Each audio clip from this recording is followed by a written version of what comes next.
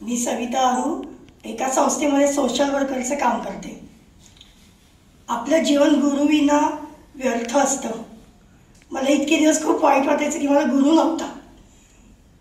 खूप वाटायचं योगा शिकावा। मला डायबिटीज असल्यामुळे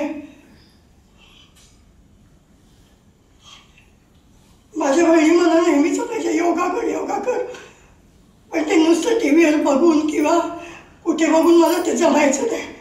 आणि नंतर मग माझ्या बहिणीने मला हा मार्ग दाखवला आणि महाराजांच्या कृपेने आणि गुरुजींच्या कृपेने मला आज गुरु भेटला। इकडे येऊन मला नेहमी मुंबई मला कधीच आवडली नाही। शांतता नाही, गोंगाट, सगळं म्हणजे नॅचरल जीवन नाही। इकडे येऊन मला हा निसर्ग इतका आवडला। इथली लोक जी आपली आहेत असं मला वाटलं। सेवा करणारे वगैरे जे आहेत त्यांचं बघून मी खरंच मला इतकं मी भारावून गेले की त्यांना कसली अपेक्षा नाही, कधी डोक्यावर कसली आटी नाही आणि अगदी सांगायला लागत नाही की तू हे काम कर, परत ते काम करायची त्यांची तयारी असते।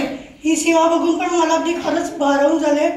आणि दुसरी गोष्ट म्हणजे योगा मला जो आता करायला मिळाला तो प्रत्यक्ष मिळाल्यामुळे आणि बघून करता आला याच्यामध्ये मला फार बरं वाटलं।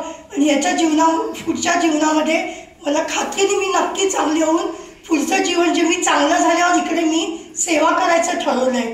आणि त्याच्यासाठी मला सद्गुरू आज्ञा देतीलच। बस मला जास्त बोलायचं